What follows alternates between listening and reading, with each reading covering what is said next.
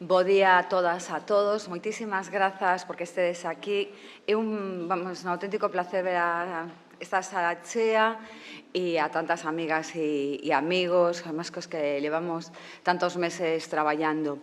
Teño que disculpar a presidenta que se incorporará ás 12:30 para a presentación do informe e que, bueno, que además fai un esforzo hoxe para poder compartir con todas e todos este momento tan importante para nós, porque estamos en pensar con orgullo xa na cuarta edición, que sobreviviu e estivo aí incluso no ano do confinamento, e porque hoxe ás 12:30 presentaremos o que son meses de traballo, do que participachedes e do que aportachedes moitísimo. Por iso que é especialmente grato comenzar cun amigo que sempre que o chamamos ben, que conta con nós para moitos dos seus proxectos, o que temos debatido en moitas ocasións e que hoxe vamos a ter tamén un coloquio e un debate.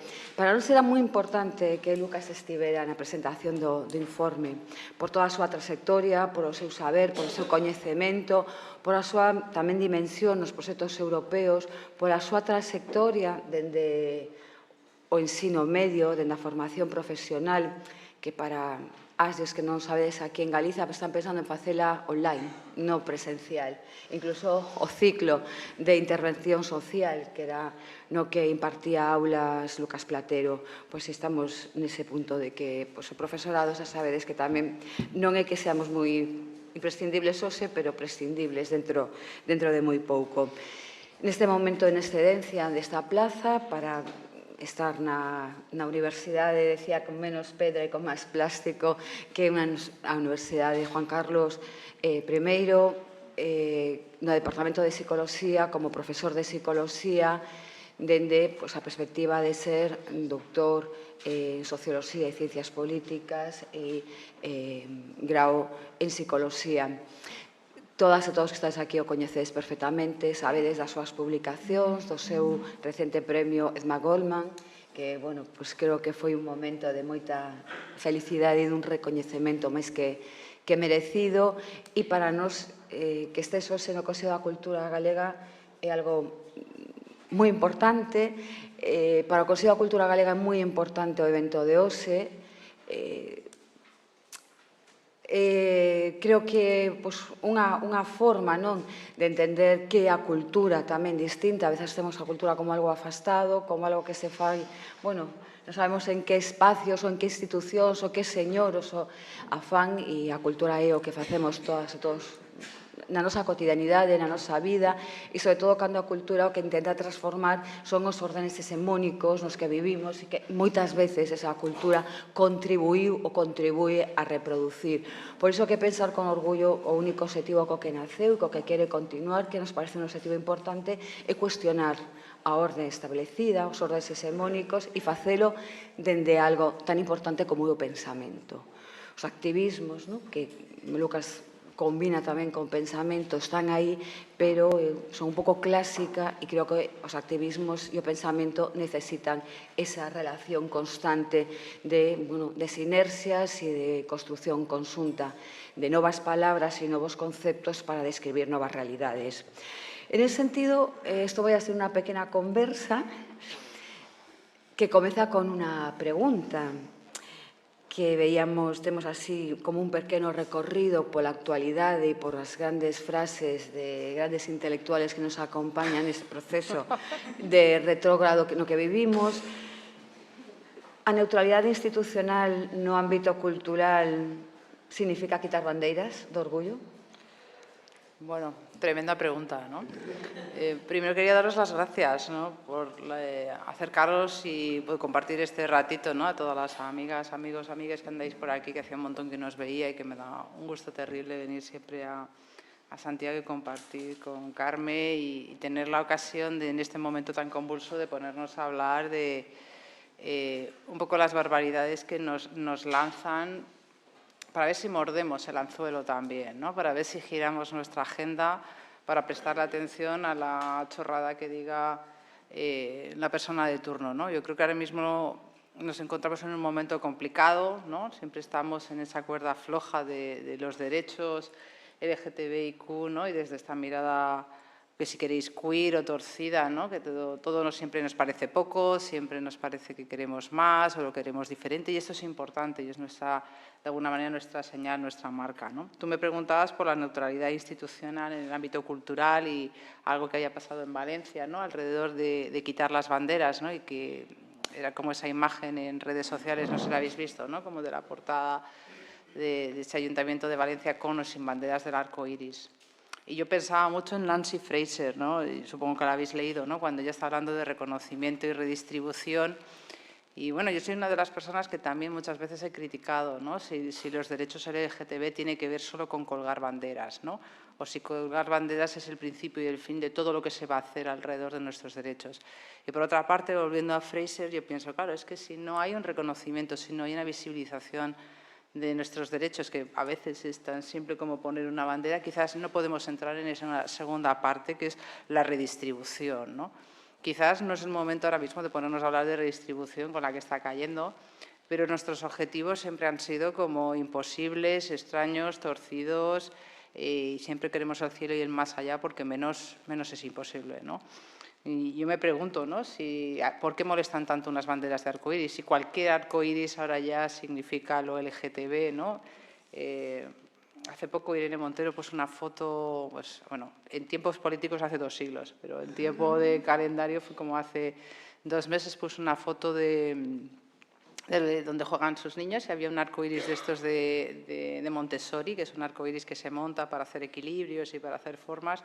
Bueno, pues parece que sí, ¿no? Para la derecha cualquier arcoíris, incluso de un juguete infantil, no sé si es Waldorf o Montessori, termina siendo una amenaza. Pues que quizás es esto que nos pasa, ¿no? Que cualquier persona LGTB es demasiado en un contexto político como en el actual.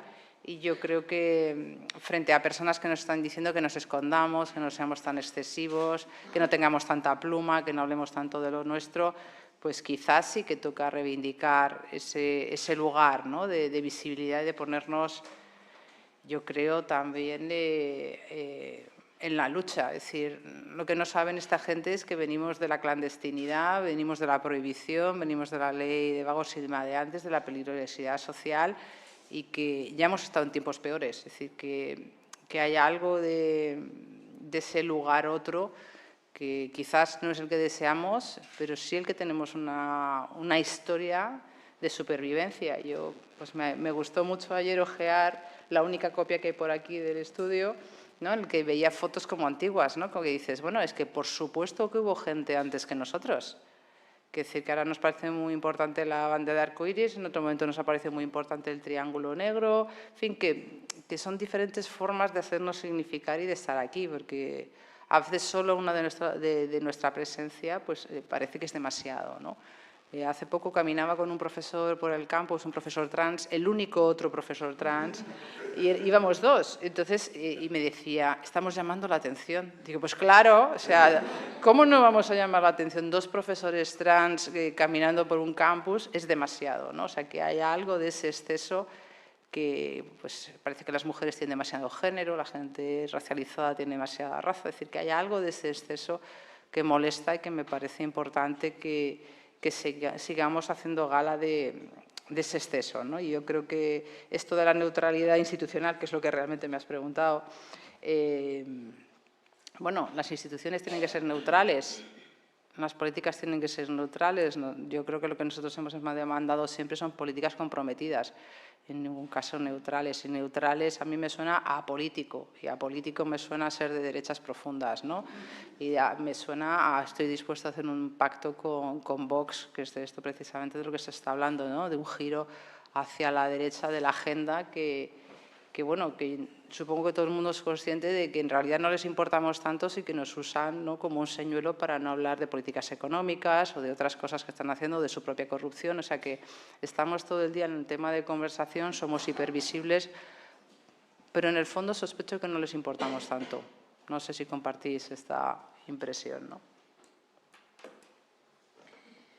Bueno, al siguiente que teníamos así un poco para era tamén, non sei se un anzuelo da Comunidade de Madrid, pero que textual, a realidade trans unha moda agresiva, a realidade trans, decía eu, sacada dun debate parlamentario na Comunidade de Madrid, na Asamblea de Madrid, a súa autora afirma que a realidade trans é unha moda agresiva, impositiva e internacional que está facendo moito dano aos adolescentes de todo o mundo. Bueno, yo creo que también nos están utilizando a las personas trans de una manera muy interesada para sus propios discursos. Es decir, yo veo como la confluencia como de tres grandes grupos, la derecha y la extrema derecha, que este es un tema anzuelo fenomenal para hablar de cosas que no conocen. Por otra parte, el feminismo antitrans, que ya decir feminismo antitrans es como una cosa muy difícil de decir, porque es que no es feminismo, pero sí es antitrans, pero como las llamamos, ¿no? O las radfems o las TERF, no sé muy bien cómo a veces ponerlas, que han encontrado en este tema.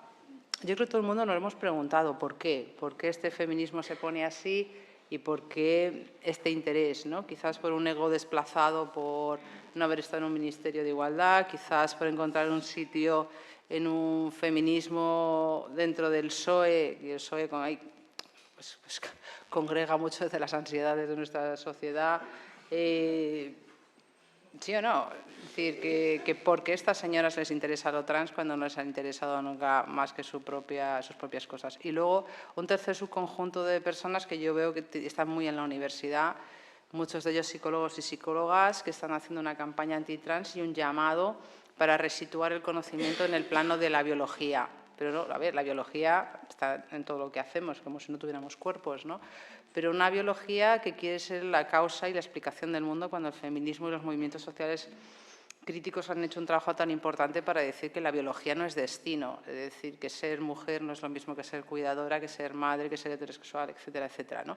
Entonces, estas tres fuerzas, ¿no?, están generando como una masa crítica de mensajes muy sencillos que les está llegando a la gente, ¿no? Y yo creo que mucha gente hemos hecho un trabajo malo a la hora de minimizar, y yo me incluyo, ¿no?, la importancia que estos discursos podían tener en un momento dado, y no hemos visto que por mucho que sean discursos hiper sencillos o que no tengan mucho sustento científico, tienen el paraguas y la protección del protagonismo de estar en lugares, bueno, pues como gente muy importante en instituciones, gente que puede dar clases, gente que está ahora mismo publicando muchísimos libros en la editorial Deusto. Es decir, que hay mucho dinero de Planeta en específico y de algunas fuerzas sociales puestos en algún sitio. Es decir, que hay un interés particular de utilizarnos a las personas trans en estas guerras del sexo,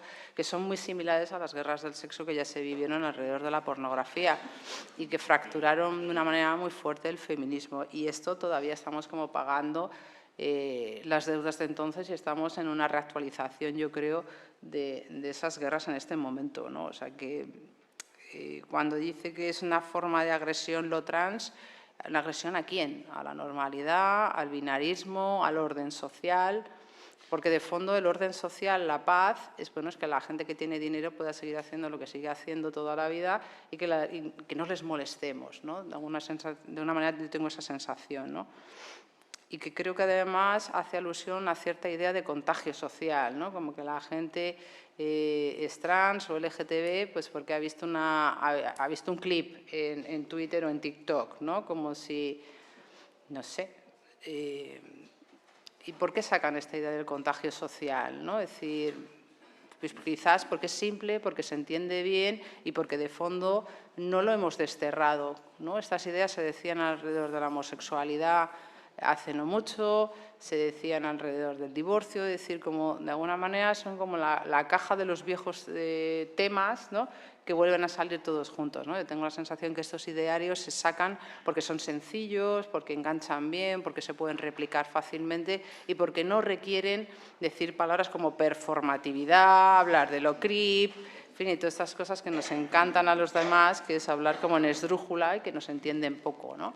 Entonces, que creo que hay algo de esto también, de plantear por qué hay gente que le gustan los mensajes sencillos, por qué hay gente que está dispuesta a que le asocien con Vox o con Feijóo o con quien sea y no se despeinan, cuando nosotros a veces tenemos incluso problemas para sentarnos a la misma mesa con otra persona LGBT porque nos cae mal. Es decir, que hay algo de esa piel fina o piel gruesa a la hora de hacer alianzas que tendríamos que ver, ¿no? Como si esta situación nos devuelve un panorama distinto donde tenemos que repensar qué cosas que a lo mejor no hacíamos hace un tiempo, ahora sí las tenemos que hacer, ¿no? Es decir, como sacar la cara por personas LGTB que incluso nos caen mal o plantear, bueno, pues que tenemos que tener otra manera de tejer alianzas, ¿no? Y cuando Ayuso habla además de una agresión importante e internacional, claro, está haciendo alusión a que nuestros movimientos sociales tienen una dimensión internacionalista, ¿no? Que quizás mucha gente no los nombra así, pero no nos hemos levantado hoy sin tener antecedentes aquí y en otras partes, ¿no? Y porque saben que están rompiendo acuerdos y marcos internacionales, no solamente de legislación, sino también acuerdos deontológicos de colegios profesionales. Es decir, estar planteando que esto es una moda que se contagia, pues contraviene todo el conocimiento acumulado que tenemos en muchísimas disciplinas, ¿no? Sin ir más lejos, pues la psicología, ¿no? Que es la que me pillará más cerca por casualidad, ¿no? Entonces, y claro, poner a los niños y a las niñas en el centro también genera un pánico moral importante. Es decir, siempre hay esta cosa de sacar a los niños cuando quieres hablar de algo que da miedo, ¿no? Es decir, acordaros con el divorcio, es que se van a romper las familias, es que los niños van a ser desgraciados, van a tener un trauma. Decían lo mismo, ¿no? Es decir, que son en realidad temas ya conocidos, ¿no? Y la cuestión de la adolescencia me parece radicalmente importante porque ahora más que nunca tenemos muchísima gente joven diciendo que es LGTB en redes sociales con y sin el apoyo de sus familias. Es decir, que utilizar a los adolescentes es especialmente dañino porque es verdad que tenemos un montón de chavales que necesitan de nuestro apoyo, que necesitan de un reconocer que ser menor de edad no es ser una persona distinta en términos de calidad humana, porque lo que hacemos a veces con la infancia está por fuera de los derechos que concedemos a las personas adultas, ¿no? Y hay algo de ese adultocentrismo que atraviesa ese maltrato infantil, ¿no? O sea, que cuando Ayuso nos pone a los adolescentes de todo el mundo, ¿no? Como en esa conversación, es interesado, ¿no? Para generar empatía. Yo regularmente tengo gente en redes que me llama pederasta, que dice que da asco poner sexualidad e infancia en la misma frase. Es decir, que hay un tema importante de las personas adultas para con la sexualidad infantil, que tiene que ver con ese lugar de la inocencia infantil, la vulnerabilidad, la epistemología de la ignorancia, es decir, cuanto menos sepan los niños sobre algunas cosas mejor. En fin, en un mundo donde todos van a inglés, todos van a, ¿no? Tienen que ir a música, a danza, yo que sé, a 40.000 cosas que tienen que ir y resulta que de algunos temas parece mejor que no sepan nada. O sea que me da la sensación de que de nuevo con esta cuestión trans, un poco para cerrar esta de las frases, es que en el fondo, como decía antes, no les interesamos tanto la cuestión trans, a Ayuso en particular, pero ya les vamos bien, ¿no? Para este debate y para esta manera de utilizarnos para significarse políticamente, ¿no? Sí, en ese mismo debate, y perdonad que aluda tanto a ese debate, porque bueno, da porque para, tiene muchos titulares. Sí, da para muchas reflexións. Hai un en concreto, non por parte de Ayuso, sino en la réplica unha señora de Vox, que dice o seguinte: a chamada autodeterminación de xénero é a peor forma de defender a igualdade. E creo que bueno, como además dende outras posturas que non serían de Vox tamén escoitamos esa mesma crítica, parecíanos que podía ser unha frase interesante tamén para pensar sobre ela, porque ou argumentar constantemente que é unha forma de destrozar ou de non defender a igualdade. Que además pensar que la palabra autodeterminación en España solo se ha utilizado para hablar de Cataluña. Bueno, los demás también existimos. Sí, pero decir, así en titulares, entiéndeme, como en grandes titulares, hombre, habrá alguien más, porque decir, pero tú eres una persona de la calle y tú miras autodeterminación y ¿qué te viene?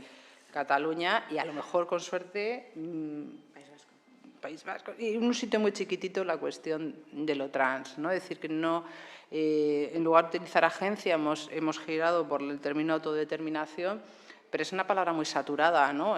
Con una connotación muy negativa, que en realidad pues es el contubernio este de gente roja, trans, marica, fit, independentista, que somos todos casi lo mismo, ¿no? Es decir, que hay como una caja donde nos ponen a toda esta gentuza. Es toda esta gentuza que luego, además, pues tampoco es que nos llevemos especialmente bien entre nosotros, ¿no? O sea, que yo creo que, de nuevo, habría que pensar cómo se tejen las alianzas cuando la gente nos etiqueta a todos dentro de lo mismo, ¿no? Yo pienso muchas veces en la ley de vagos y maleantes. La ley de vagos y maleantes la hemos pensado mucho desde la óptica LGTB, pero allí había gitanos, personas con enfermedades mentales, menores emancipados, en fin, otro contubernio. Es decir, que ellos saben muy bien meternos en una caja y luego dentro de la caja nosotros tenemos como muchas dificultades porque igual no nos gustan nuestros compañeros de viaje, ¿no? Esto me parece interesante porque hay algo importante de esa trayectoria, de esa historia de la memoria LGTB y son los compañeros de viaje, ¿no? Cuando hemos tenido a las prostitutas como trabajadoras sexuales, como compañeras del activismo y cuando a alguna gente les ha parecido que esas compañeras del activismo eran muy difíciles, ¿no? Porque ya se podían casar y ya podían ser normales, en fin, a la gente con enfermedades mentales, etcétera, etcétera, ¿no?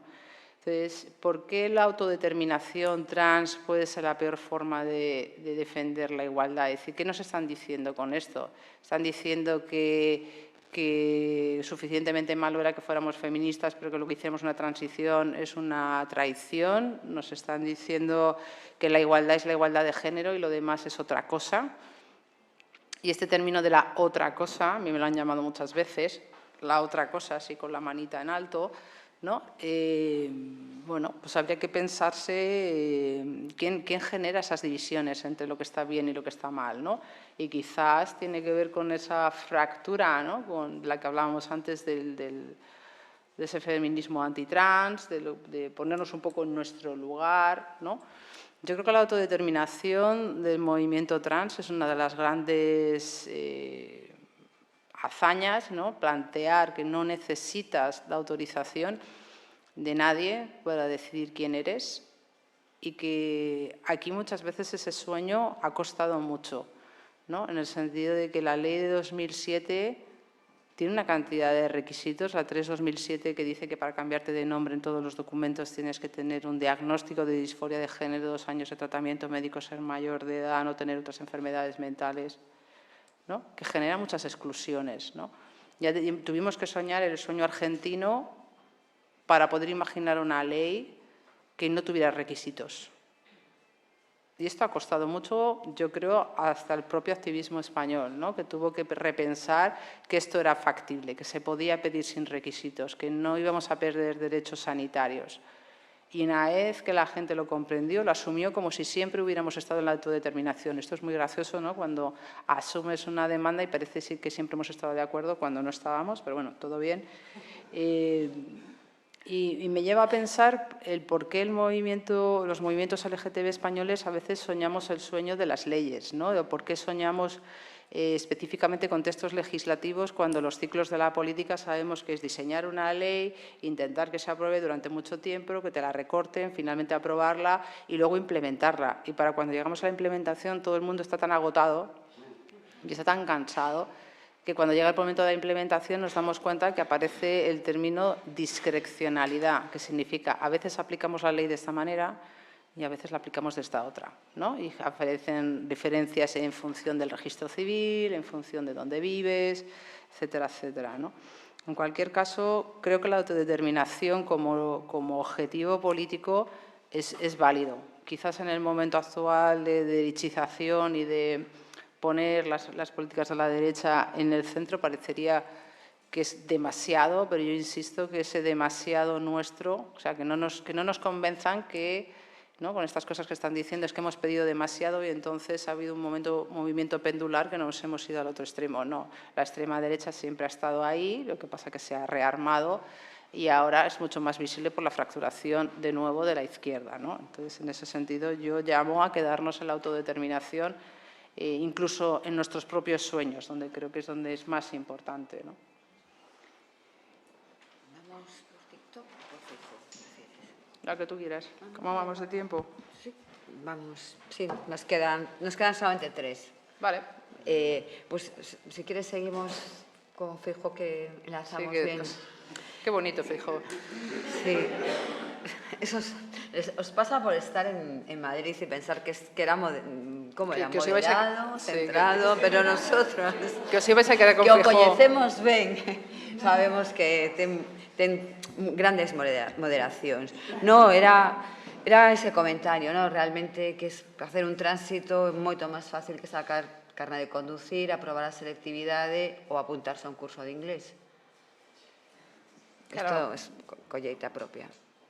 Lo del curso de inglés me parece muy acertado. Lo malo es que engancha con toda la gente a quien le cuesta el inglés, ¿no? Como, Y a quien lle cuesta aprobar selectividade, aprobar o carné. Claro, que si cuando hace esto, ¿qué quiere hacerse? ¿Un héroe de la working class? O sea, sí. ¿No? Enganchar con la gente que tiene estas dificultades. Bueno, todo el mundo que se ha cambiado de nombre sabe que es una puta pesadilla. Y banalizar con estas cosas, pues plantea, ¿no? De nuevo esa cosa de, pues me voy a cambiar de sexo para presentarme unas oposiciones porque son más fáciles, supuestamente, ¿no? Las oposiciones para mujeres, para policía, bombero, etcétera, etcétera. A mí me parece bastante hiriente para toda la gente que ha tenido que cambiarse de nombre y esto, como digo, es una puta pesadilla, ¿no? Yo no digo que sacarse un carnet de conducir no sea difícil, o hacer la EBAU no sea difícil, o aprender inglés, pero estar constantemente jugando con el esfuerzo de las personas trans para tener una vida cotidiana y que te llamen por tu nombre me parece bastante cotidiano, necesario y dentro de los derechos de la infancia, dentro de los derechos humanos, pues me parece hiriente y me cuesta no decir barbaridades, ¿no? a esto. Y es solamente que nos ha dicho que es más fácil. Es decir, que hay algo de la sensibilidad que tenemos para algunos temas que a mí esto me cuesta un montón, ¿no? Y cómo no entrar al trapo, ¿no? Y ¿cómo hacemos para no entrar al trapo? ¿Sí? Ahora sí. Claro, tendríamos que preguntarnos, cuando nos dicen estas cosas un poco para picarnos y para que digamos alguna barbaridad, ¿cómo hacemos para no entrar en su lógica? Porque tú no te levantas por la mañana pensando barbaridades para lanzar, o yo por lo menos no, yo me levanto para hacer el desayuno, poner la lavadora y a currar, ¿no? Y creo que aquí es pensar colectivamente en qué batallas nos vamos a meter y en cuáles no. Es decir, que hay algo de los movimientos LGTB que tiene que ver con seleccionar dónde poner la energía, porque la vida cotidiana está llena de cosas LGTB-fóbicas y no te puedes picar por todas porque entonces es que no sales de casa. Entonces, yo tengo la sensación de que todo el mundo necesita unas buenas amigas que te digan esto no merece la pena, esto sí merece la pena, voy contigo a hacer unas pintadas. Es decir, que hay algo de esta inteligencia colectiva que vamos a necesitar muy mucho en estos tiempos y que supone pensar en voz alta, ¿no? También en cómo enfrentarnos, porque esto es muy pequeño, ¿no? Es decir, que cambiar de nombre, pero a mí me pica mucho, por ejemplo, ¿no? Sí, claro, y justamente esto ten que ver co seguinte, é dicir, realmente a xente moza está perdida en TikTok, nas redes sociales veamos un titular fai unha semana, a extrema dereita utiliza as redes para ridiculizar, é o espacio no que neste momento habría que poñer todos os esforzos. Que opinas? Yo tengo la sensación de que hemos hecho muchas cosas muy interesantes alrededor del feminismo y las niñas, ¿no? Esta cosa de estudia lo que tú quieras, la autodefensa, ¿no? El derecho a estudiar y que la gente no te moleste, sobre todo el tema de la violencia yo creo que ha estado muy en el centro, hemos trabajado cuestiones un poquito, ¿no? De sexualidad, de lo LGTB, pero creo que hay un tema ahí pendiente con la cuestión de la masculinidad y los chicos cis y hetero, que me parece prioritaria y me lo parecía hace 5 años y me lo parece aún más, ¿no? Es decir, el por qué muchos chicos jovencitos se sienten atraídos por los discursos de Vox es que quizás Vox es de las pocas fuerzas que les está hablando directamente a ellos, ¿no? Esto lo he hablado muchas veces con Miquel Misé y con otra gente a quien le preocupa, ¿no? la gente jovencita. Y yo creo que hay algo de esa inteligencia colectiva de la que yo decía antes, que tenemos que pensar qué hacemos con estos chicos jovencitos, heterosexuales y cis, que necesitan también enganchar con sentirse representados, que necesitan enganchar también con quién se está dirigiendo a mí, qué hago, ¿no?, con estos sentimientos que yo tengo, ¿no? Porque claro, es que el machismo está muy bien, porque yo soy el centro, me hacen caso a mí, hacemos lo que yo diga, ya. Y lo otro es perder privilegios, lo otro es escuchar cosas que no tienen que ver tanto conmigo, suponen a mí al mismo tiempo un cuestionamiento. Es decir, que necesitamos un acompañamiento en ese momento en el que están pasando de ser niños a ser jovencitos, ¿no? Estoy hablando de los 9, 10, 11, 12, 13, es mogollón de tiempo. Pero ahí hay una entrada en una masculinidad que tiene que ver con la violencia, que tiene que ver con tratarse de una manera mucho más dura, ¿no?, con los iguales, y que creo que necesitamos lanzar ahí una red de sostén para generar otro tipo de modelos. Y yo creo que por eso TikTok y por eso la derecha está calando por ahí, ¿no? Porque les está apelando directamente con mensajes muy fáciles donde les están diciendo, oye, que tú eres blanco, que eres un chico y que tú eres el centro del mundo. O sea, como que les está apelando desde un lugar distinto. Y también creo que las redes sociales son el gran lugar de resistencia de lo LGBT. Es decir, que mucha gente jovencita que no tiene apoyo parental, que está en un instituto hostil, también va a redes. O sea, que las redes tienen ese lugar ambivalente de violencia, de acoso, pero al mismo tiempo también tienen un espacio de posibilidad para muchos chavales que necesitan conectar con otros, ¿no? Yo creo que mucha de la gente que estáis aquí estáis en redes y estáis también en esos círculos de influencia. Creo que nos toca hacer también un trabajo de pedagogía, ¿no? A mí me ha gustado mucho un trabajo del proyecto Hortensia, no sé si lo habéis seguido en redes, que ha hecho un informe, ¿no?, sobre cuál es el comportamiento, ¿no?, de cómo generar más empatía y que los mensajes trans y en general creo que LGTB también lleguen a más gente con una mayor capacidad de persuasión, ¿no? Y decían que denunciamos mucho la violencia y contamos pocas cosas positivas, ¿no? Es decir, quizás apelando a los chavales LGBT, pero también a esos chavales cis y heterosexuales varones, pues pensemos también en qué tipo de mensajes estamos lanzando y cómo conectamos, ¿no?, con la gente, porque las redes tienen también este punto de generar como, bueno, discusiones, ¿no? Y quizás tenemos que ser como más conscientes de que tenemos la capacidad de poner los temas de discusión que queremos en la mesa. Entonces, en lugar de que sean un accidente tipo, pues, Feijóo diciendo estas cosas para entretenernos, tomemos un poco el teléfono por la mano, ¿no? Es decir, a la hora de decidir cómo comunicamos, el qué comunicamos. Entonces, en ese sentido, que utilicemos nuestra pluma y nuestra gracia y nuestra manera jocosa de estar en el mundo también para lanzar ese tipo de mensajes, porque en eso no nos va a ganar nadie. No sé si me explico, que vamos a enganchar muy bien con los chavales, ¿no? Que yo creo que tenemos que hacer ese esfuerzo de plantear nuestros temas en nuestros términos, con nuestras palabras, ¿no? Ben, imos rematando cunha cuestión de calado, non? Que nos últimos anos vivimos, non sei, unha fenda do feminismo. É certo que salimos masivamente ás rúas, estamos, bueno, pois, facendo moitas cousas nos centros, pero vivimos unha fenda que tamén é como unha volta, non, a esas discusiones históricas de fai varias décadas, enfrentamentos, e para moitas de nós onte pois era tamén un shock, non? Pois que varias compañeras que nos whatsappeamos, porque para nós, bueno, pois Amelia Cárcel, para as mulleres que vimos de filosofía, foi moi importante, fai unhas décadas e nos axudou a pensar moitas cousas. E, claro, ese alentar as separacións, non? Despois é bastante difícil, dende as dúas beiras a que ponte, non hai ponte, non? Entón, claro, como na situación actual, que era o tema, como ves pois estes enfrentamentos dentro do feminismo que onte se materializaron nunha frase, porque como que ata vou a ler en castelán porque non quero perder nada da súa intensidade nunha mala traducción ao galego, que te otorgo mi confianza desde ya. en que eres capaz de hacer una política feminista eficaz. Eficaz.